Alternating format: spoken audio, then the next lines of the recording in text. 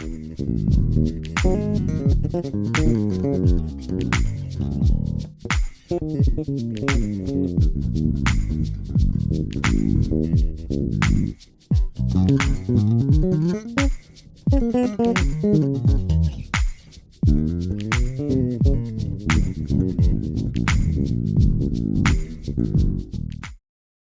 what's up, everybody? It's Jermaine Morgan, and you're watching Jermaine Morgan TV.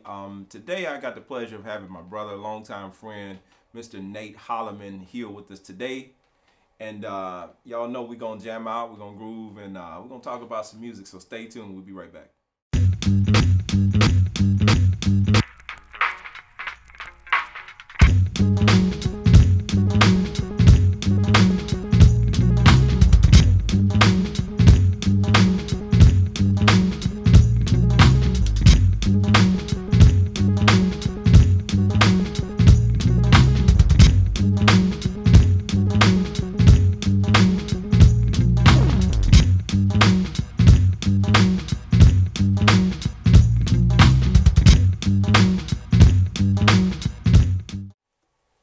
All right, Doc, we finally got you here in the studio on the camera because you don't do interviews. No, but not typically. but we finally got you. And for those of you that don't know who this guy is, I'm going to let him tell you who he is, then I'm going to give you my version. I'm Nate HOLLEMAN. After you, sir. So this is one of the guys that really heavily influenced my playing in terms of challenged me to start stretching myself as a bass player. I met this guy when I was in college, my freshman year of college. I thought I could play bass, and he came and basically showed me how much I sucked on bass. And since then, I've been just kind of pushing. And now, real talk, he really inspired me and some fellow bass players around the Northeast Mississippi area when he came to town, to ICC for those from the ICC crew that are watching this. But he really inspired us way back in the day, and I've been pushing ever since. And this dude seems like he stays 10 years ahead of me every time we hear each other. But I'm going to let him tell us a little bit about what he has going on. He's been a traveling musician ever since I've known him. And one of the things I was going to ask him about, as far as you musicians that are out there and want to do this as a full-time career, just kind of get some insight from somebody who's done this for years. Man, how long have you been playing professionally? 15, 20 years, somewhere around in there. Okay. And this guy has played for some of everybody, but the cool thing about it, he still figure out a way to stay under the radar and work and do a lot of things. So what would you say to a young bass player up and coming?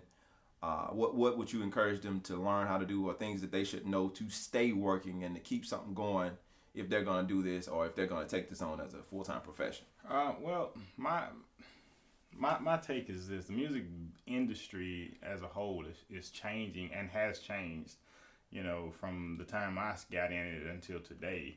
So if you're pursuing being a musician of any kind, for a living, you gotta love it, because it's extremely hard, especially if all you do is play an instrument and you're not into production and you're not into other avenues of the music spectrum. Okay. Not just the actual instrumentation part, because everything is seasonal. Tours are, there's a tour season, and I don't know about you, but I wasn't a trust fund baby, so I need to live the whole year. Not me. So with that being said, you as far as the playing aspect side of it, what do you need to do to be the biggest and probably most selling point of a musician is your attitude. Because there are musicians that are making large amounts of money who, from a talent perspective, is not as high as some of the guys who are back at home wondering why I can play so well and nobody's calling.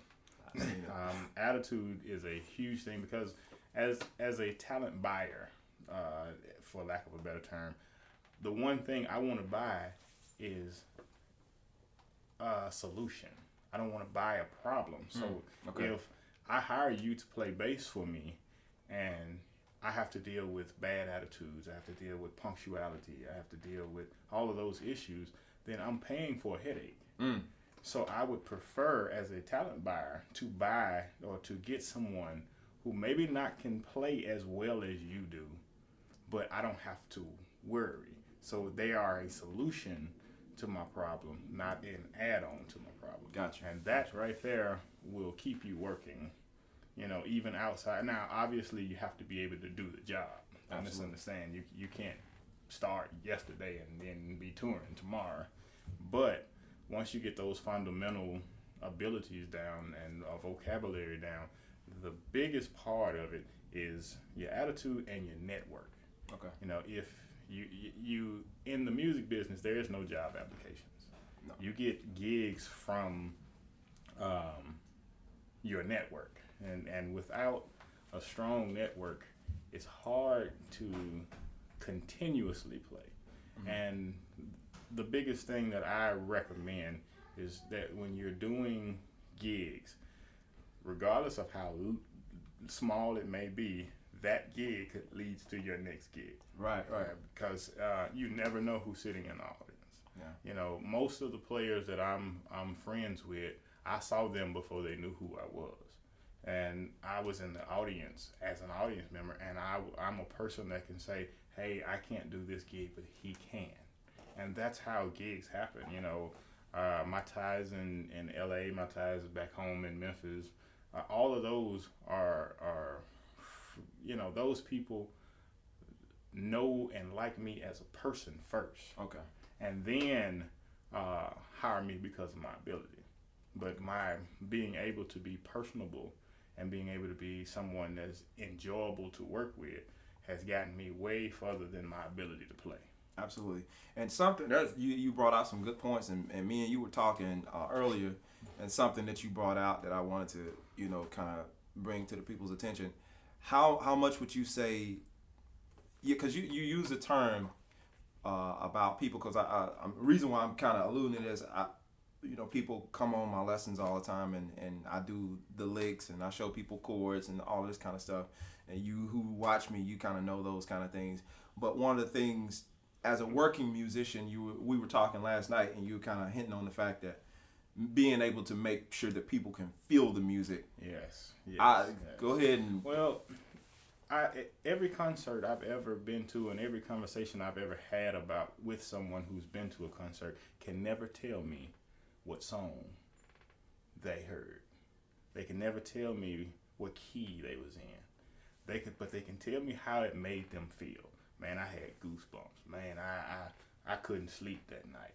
And so making music feel good is, I hate to use this term, but to me it's as, if not more important than the right note.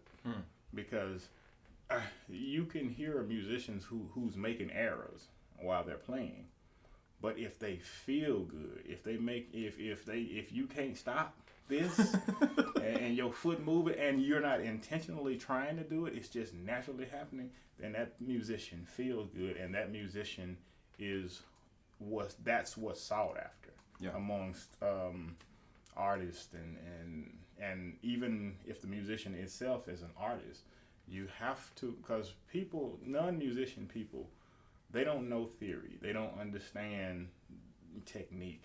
They understand how I felt when I left your concert. Absolutely. And if you feel good, this one note will take house. And a perfect example of feel good playing is James Brown. Absolutely. Yeah. I mean, James Brown can play the same groove for 15 minutes, and it will not bore you at all because it feels so good. Not because it's technically great. It's not, a Hadrian Farad type and that's no knock on them. I'm just saying it's not that mind blowing. It's just all night long. Mm-hmm. And you can't do nothing but vibe because the simplicity of it is understandable. Right. And you put a good feel behind that simplicity, and that's why the older music that's 20, 30 years old is still alive.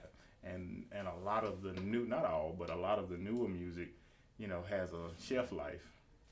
I agree. And then you even mentioned last night, you was talking about, people are feeling what you're doing when you can stop the music and it keeps going. So in essence, you're somewhat saying that less is more, kind of like the term we've heard for years. Yes, less is definitely more, because in music, as just the same way as in our bodies, there's only so much that's needed for to function at 100, to be a fully healthy person. And when you start adding more than what it needs, especially more of the wrong things, you become obese. Okay. And a lot of music is obese. It's got way too much in it, and it just doesn't have the, I guess, the musical nutrition that the older musicians, the Stevie Wonders, the James Browns, that type of artistry in more modern time. Because, and I know you mentioned, how the musicians nowadays will have YouTube, and that's a great thing, and it's also a handicap. Mm-hmm. It's a great thing because you got access to music from everywhere around the world. Right. The problem is you doesn't learn the music in its totality. Perfect example, particularly with drummers a lot. You watch 30, 45-second clip of a drummer, Stanley Randolph, or Dennis Chambers, or that caliber of player, in a 45 to 90-second clip.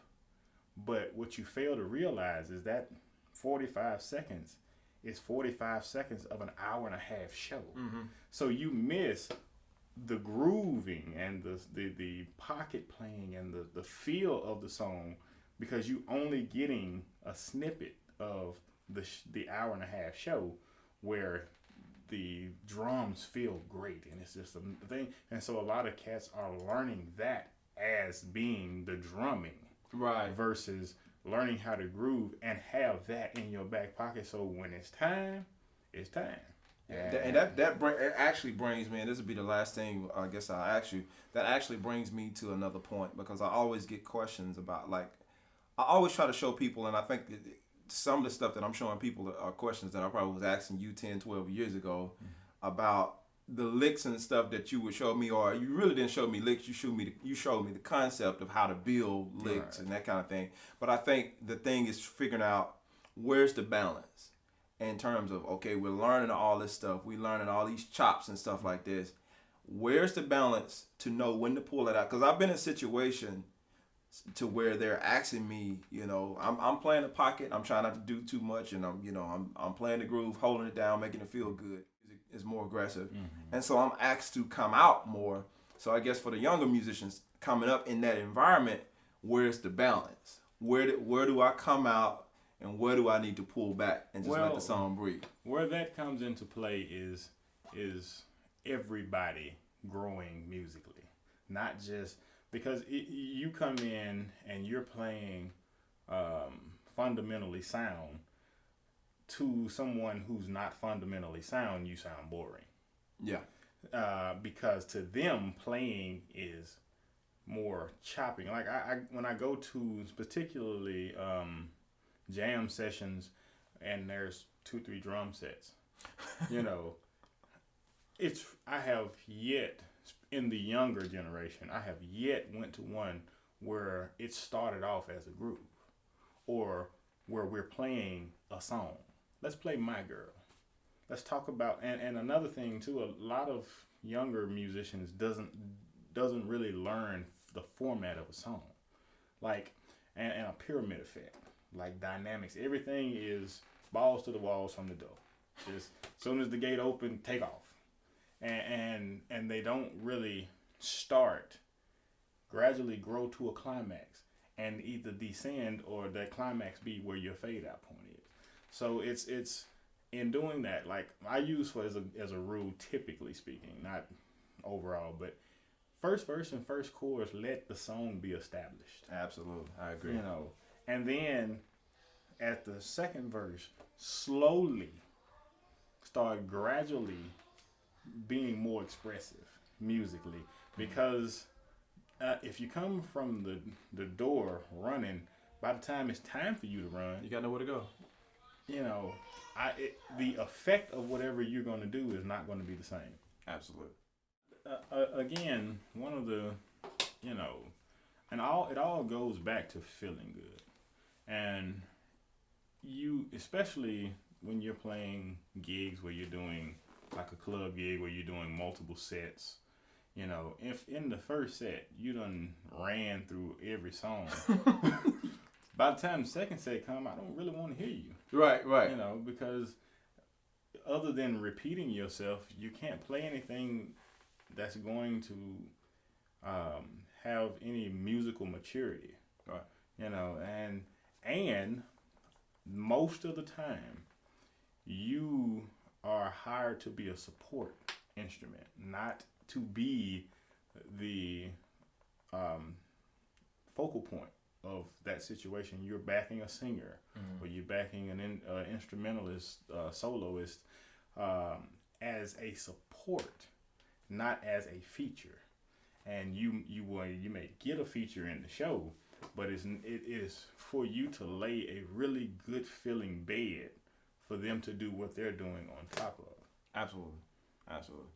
Yeah, and that's I guess another way of looking at it is almost like a 4-5 course meal. You know, Right. Start with your salad and your soup. You know, on to the little job, and you just kind of keep building, and then you get that dessert at the very end. And it's okay to leave some food there. You don't have to eat Right, it. you don't have to eat it all. You know, it's totally okay for you to just get your fill, and that be enough. Yeah. And that's probably the biggest selling point for a working musician than anything. You know, like perfect example from the bass perspective is Nathan East.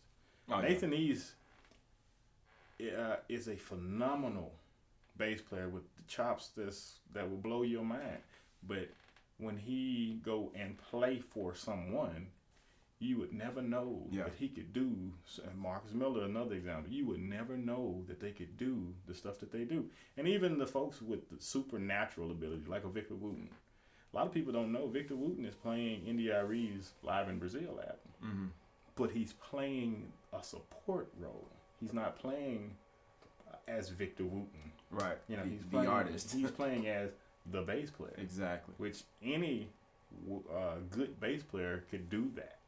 But the reason why Victor is wanted is because of his ability to do, and his ability to choose not to. No. And he feels wonderful when he's playing in a support role.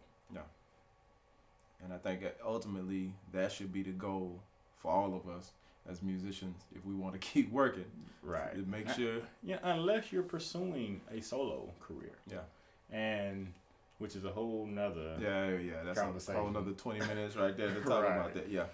But as if you want to be a working musician on any instrument, you know, feel great, don't overeat or overplay, however you want to look at it, and have a great attitude, and you will turn down gigs if you're in a area where there's a lot of work. Absolutely. That makes another difference. Totally agree. And on that note, let's play some bass, Doc.